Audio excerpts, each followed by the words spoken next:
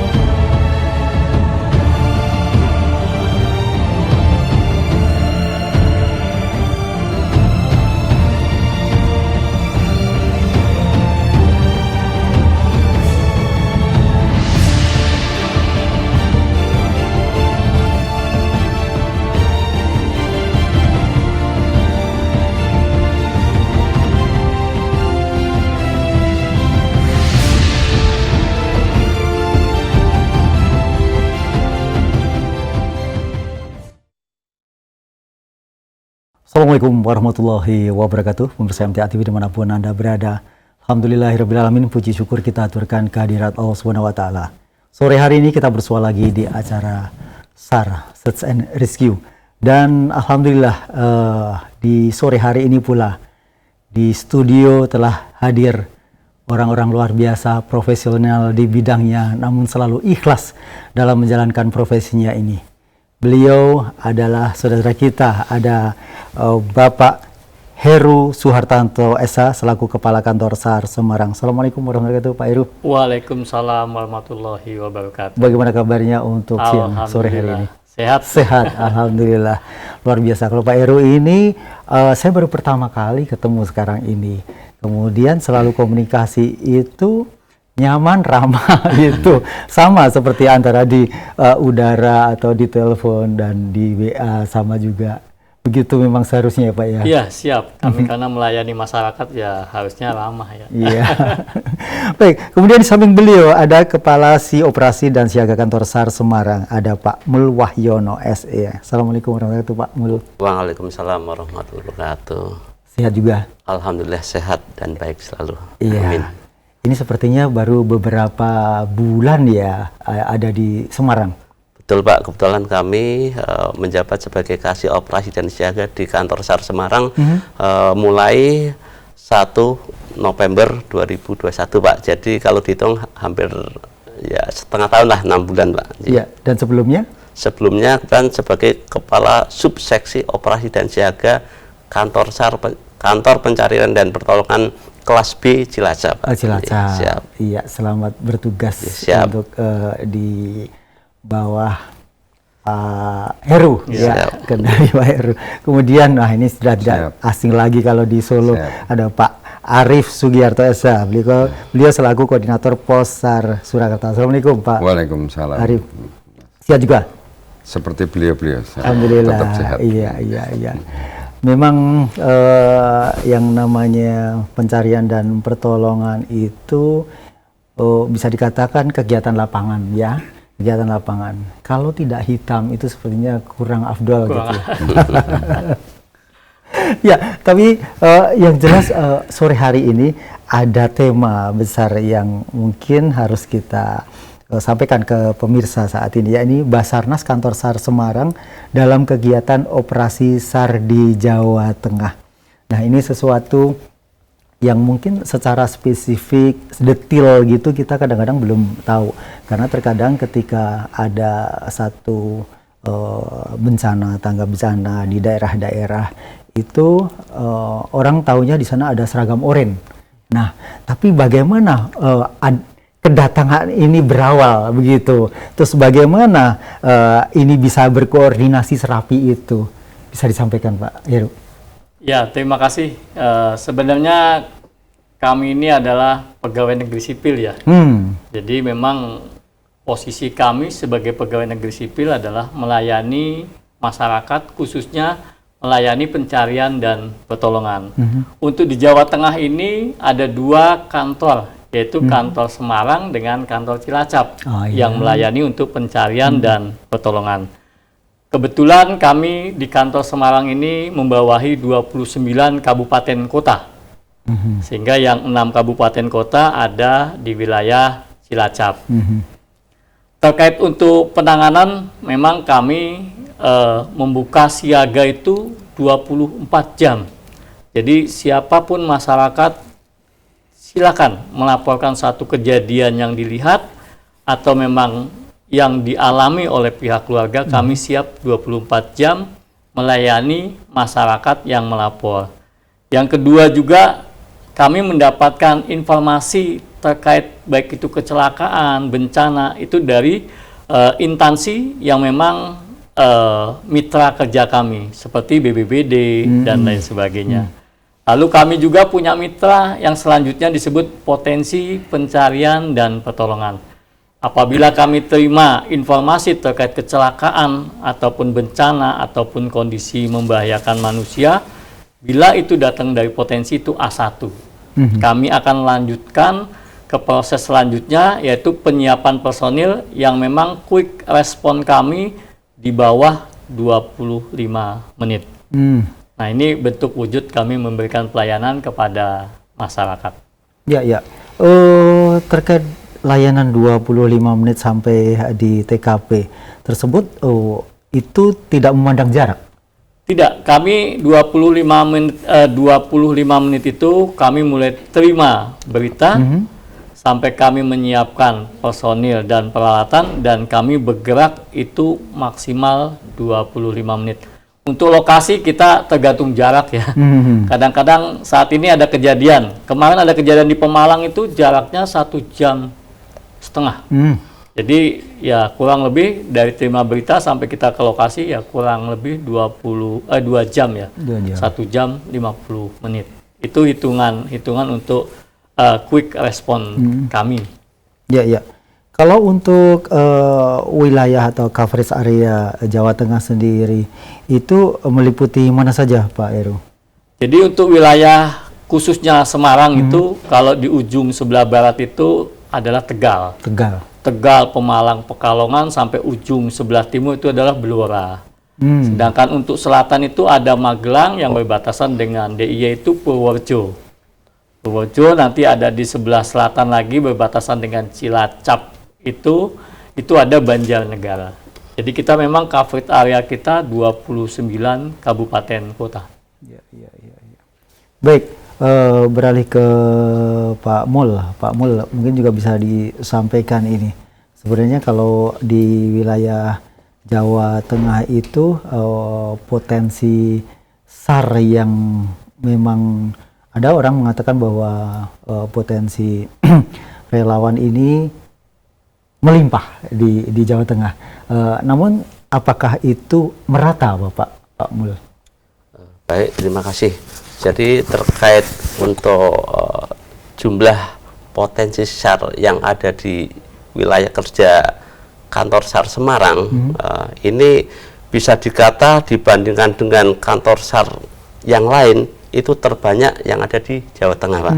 Kan Jawa itu kan ada Jawa Barat, ada kantor SAR Bandung, ada di Jawa Timur ada kantor SAR Surabaya. Namun berdasarkan data dari Bina Potensi ataupun Binpot itu untuk jumlah terbanyak itu ada di wilayah kerja kantor SAR Semarang. Nah, itu salah satunya ya MTA ini Pak dari dan yang lain-lain ada mungkin PMI, ada dari Bagana, Tagana, dan Pramuka dan sebagainya tentunya. Kemudian ketika wilayah tersebut berbatasan dengan wilayah yang lain begitu, mungkin dari Jawa Timur atau Jawa Barat. Nah seperti itu, seperti apa koordinasi atau mungkin yang lebih cepat yang mana dulu potensi yang akan bertindak? Ya betul. Jadi untuk SAR itu borderless Pak ya, jadi tanpa batas. Jadi di mana berada kejadian berada, misalkan mendekati wilayah Trenggalek, Posar Trenggalek ya Pak ya. Kalau diukur jarak ya, tentunya kita akan koordinasi dengan kantor Posar Trenggalek. Nah, misalkan ada kejadian di Gunung Lawu, nah, di mana Gunung Lawu ini kan perbatasan dengan Jawa Timur, Kabupaten Magetan. Nah, di situ ada wilayah kerja Posar Trenggalek. Nah, walaupun itu masuk wilayah kerja Semarang, dalam hal ini di bawah kendali Posar Surakarta, tetap kami akan koordinasi ya. Lebih dekat dari Trenggalek, kita minta rekan-rekan di Trenggalek untuk datang terlebih dahulu, merespon terlebih dahulu. Selebihnya nanti dari rekan-rekan Posar Surakarta segera menyusul ya. Nanti di sana akan mengendalikan ya, karena kebetulan untuk wilayah kerja sudah dibagi Pak ya. Namun tadi itu kita borderless Pak, tanpa batas artinya. Mana yang tercepat disitulah kita akan gerak nih. Kebetulan karena kita vertikal, satu komando dari pusat, jadi kita laksanakan seperti itu Pak. Ya. Dan sampai saat ini yang namanya koordinasi atau mungkin juga kita sudah memetakan ya Pak ya, wilayah-wilayah mana yang di situ minim potensi. Apakah ada yang seperti itu? Baik, jadi pada umumnya untuk jumlah ataupun kekuatan potensi yang ada di wilayah kerja kantor SAR Semarang, khususnya di masing-masing kabupaten Pak, hampir sama merata Pak ya, hampir sama merata. Ya ada paling perbedaannya ya kita akuin untuk wilayah Solo Raya ini Pak, itu paling banyak Pak di antara kabupaten yang lainnya, seperti mungkin di Wonosobo ataupun di Tegal dan sebagainya. Kita akuin, dan itu berdasarkan data dari Bina Potensi, itu terbanyak di wilayah Solo Raya. Iya. Demikian. Meskipun bisa dikatakan melimpah potensinya, itu memang mohon maaf, belum tentu itu jaminan bisa mengatasi. Betul, karena ketika itu kondisinya bencana, mungkin bukan bencana ya, anggap sajalah seperti banyak saudara kita yang saat ini mungkin kena korban hanyut dan sebagainya, itu juga sering juga di Solo begitu. Sementara di tempat yang kurang potensi, di sana malah juga kurang begitu ya. Berarti Allah memang maha adil dan menjadi dalam hal ini pasti ya Pak Arief. Nah ini yang tahu betul ini potensi dan bagaimana wilayah Solo ini dinamika daripada kondisi SAR ini sendiri. Mungkin bisa disampaikan Pak Arief. Terima kasih.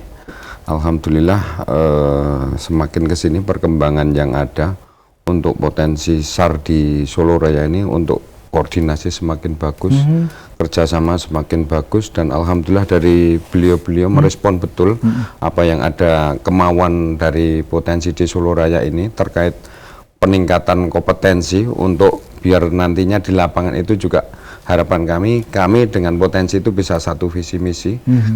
Dalam mungkin bulan ke depan kami akan adakan urban SAR yang didorong dari kantor SAR Semarang. Dari beliau-beliau sangat respon sekali, alhamdulillah. Kami bersyukur sekali untuk mengakomodir teman-teman potensi di Solo Raya. Mungkin itu sementara yang baik, termasuk kemarin ketika pengawalan atau pantauan arus mudik dan balik ya Pak ya. Ini SAR yang di wilayah Jawa Tengah justru melalui helikopter. Ini sedikit bisa diceritakan Pak? Ya, jadi memang untuk siaga SAR khusus Lebaran 2022 1443 Hijriah, khusus untuk Jawa ini kita diperintahkan oleh Kepala Badan ada 5 heli yang di standby-kan. Salah satu heli yang di standby-kan adalah 1336, HR 1336 itu ada di Kali Kangkung di Semarang. Sehingga harapan kami saat terjadi insiden dengan kepadatan, kita bisa lebih cepat menggunakan helikopter. Tapi alhamdulillah harapan kita kan tidak terjadi. Betul. Dan kemarin memang hanya beberapa kejadian kecil dan tidak sempat menggerakkan heli. Nah, itu. Jadi sudah cukup tertanggulangi tanpa heli ya? Iya, dengan pasukan darat kemarin sudah cukup tertanggulangi. Alhamdulillah, iya. Tapi apapun kita tidak juga mau berspekulasi ya Pak ya. Jadi semuanya ada antisipasi. Betul. Ya. Baik, pemirsa dimanapun Anda berada, sore hari ini kami juga memberikan kesempatan bagi Anda yang bertanya terkait dengan bagaimana Basarnas Kantor Semarang ini dalam kegiatan operasi SAR di Jawa Tengah. Saya akan buka kesempatan di telepon 02716793.000, SMS WA di 08112553.000 selepas jeda pariwara berikut ini.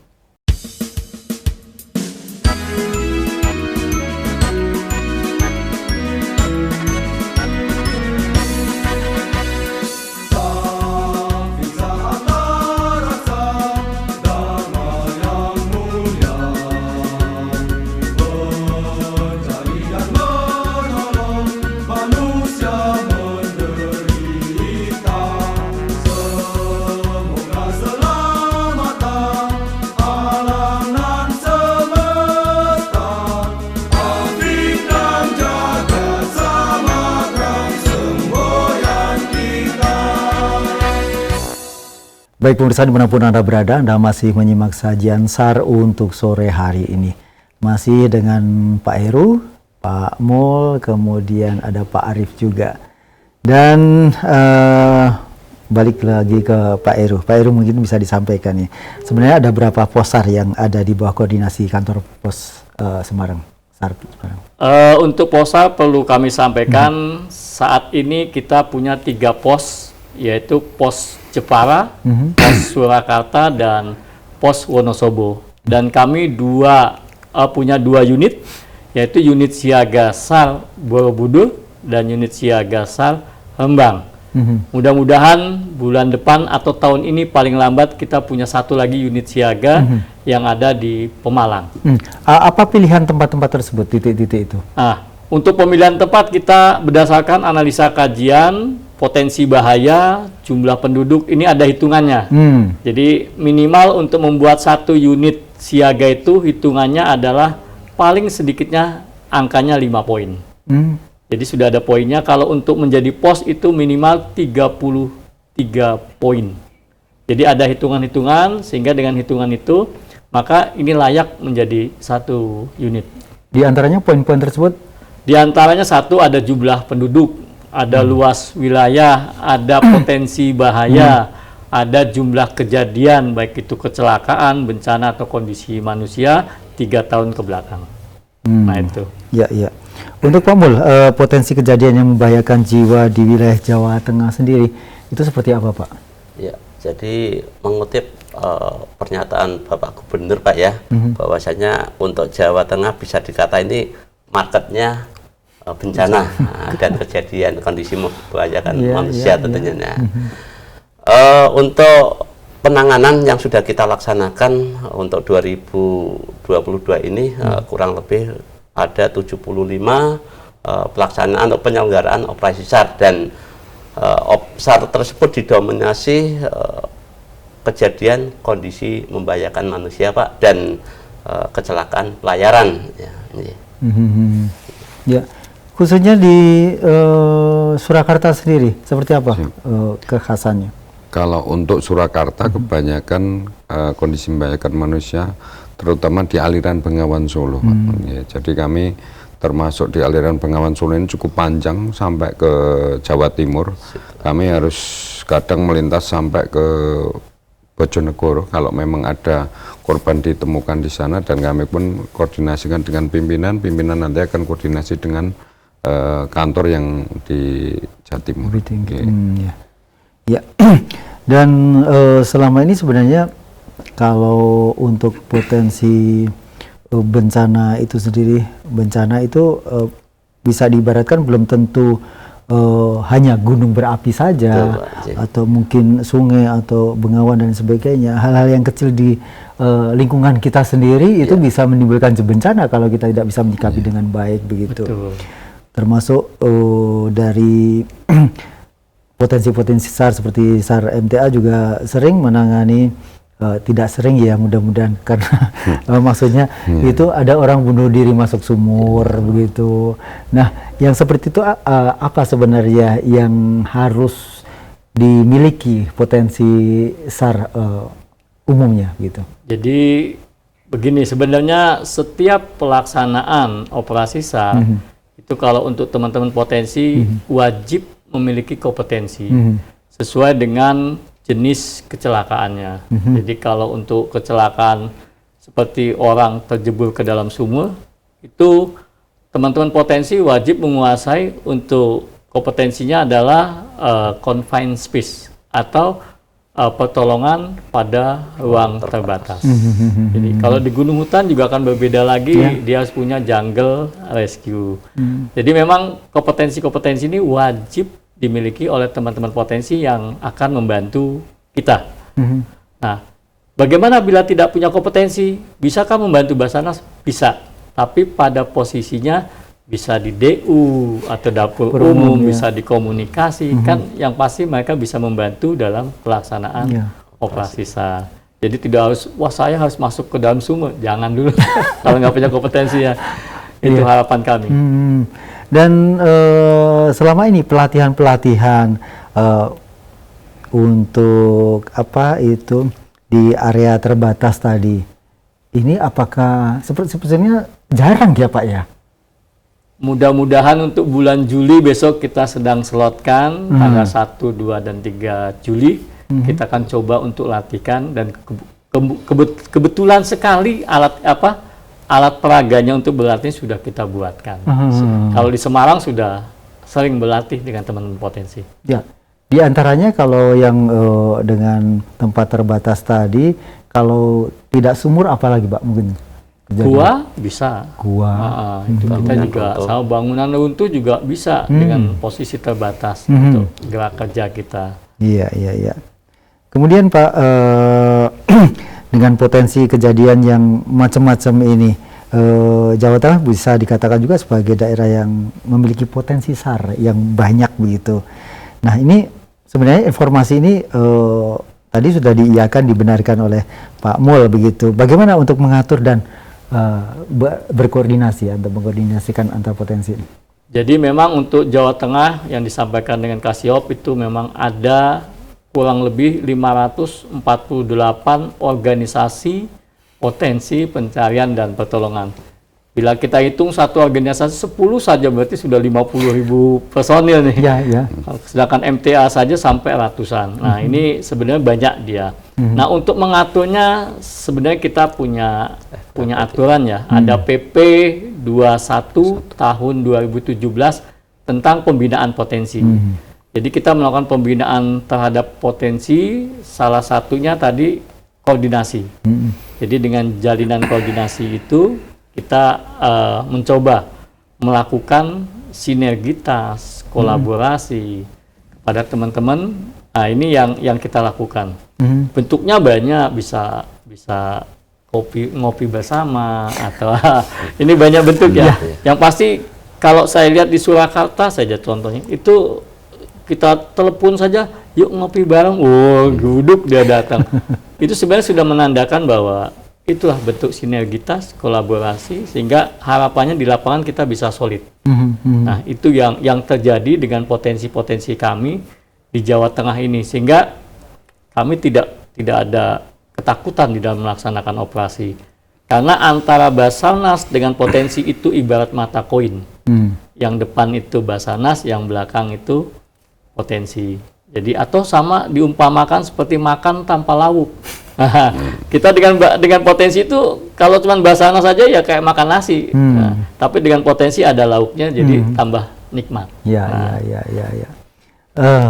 Pak Arief, kalau di Pos Surakarta sendiri kan melimpah potensi dan SAR-nya sendiri. Nah, bagaimana kok bisa terjadi seperti itu? Terjadi bagaimana ini? Banyak orang yang suka dengan ingin menjadi anggota SAR. Nah, ini. Kalau secara anunya saya juga kurang tahu pastinya. Yang jelas di sini itu mungkin saking jiwa kemanusiaannya kalau di Solo ini tinggi sekali. Jadi saya melihatnya memang luar biasa di Solo ini.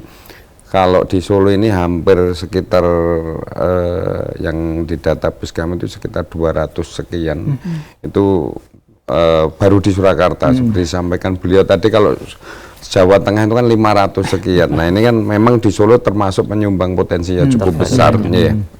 Dan itu perlu pembinaan yang cukup. Jadi kami kadang memang harus sering ketemu teman-teman, walaupun mungkin tidak di pos, kami yang melakukan roadshow. Biasanya seperti itu untuk mengondisikan teman-teman biar koordinasinya jalan. Memang ya itu tadi berawal dari rasa kemanusiaan yang tinggi dan itu terjadi secara alamiah. Kalau di Solo saya melihatnya seperti itu. Bukan keterpaksaan ya. Ya, bukan keterpaksaan memang dan support kepada kami di Basarnas luar biasa. Betul. Namun untuk kompetensi para relawan tersebut bagaimana?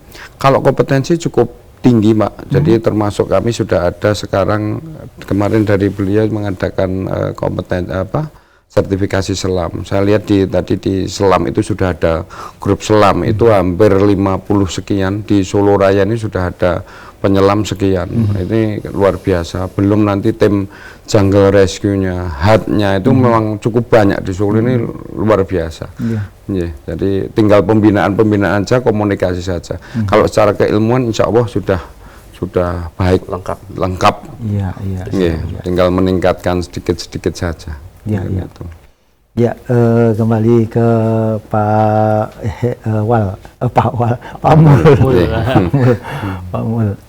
Mul. Ini bisa disampaikan. Terkadang kita kan juga mengerti bahwa masing-masing relawan atau potensi itu memiliki karakter masing-masing ya Pak ya, ketika di lapangan. Adakah sesuatu yang bisa dijadikan masukan untuk para relawan yang mungkin ada sesuatu yang tidak pas atau perlu ini berubah mindsetnya mungkin ketika pas mengerjakan atau membantu ini tidak sembari tindakan-tindakan yang mungkin mohon maaf mungkin bisa jadi sembari merokok, sembari yang lain mungkin itu bisa disampaikan seperti itu. Ya, baik, terima kasih ya. Jadi terkait dengan permasalahan tersebut, tentunya dari kami Basarnas karena sebagai mitra kerja kita di lapangan untuk sinergitas ya, manakala ada yang sekiranya menyimpang pola kerja, karena kerja kita yang utama safety, Pak. Prosedur safety Nah, jadi itu yang utama, jangan sampai penolong malah jadi yang ditolong. Itu jangan sampai. Nah, banyak rekan-rekan kadang karena mungkin tidak sadar diri ya, ini di area kerja yang harus safety, semuanya serba safety, sehingga mereka sembarangan juga, Pak. Termasuk mungkin ada kejadian rekan-rekan potensi karena saking bangganya lah ya. Pernah suatu ketika ada begitu korban diketemukan, mereka malah asik berselfie. Nah, itu sangat-sangat tidak kita harapkan karena etika.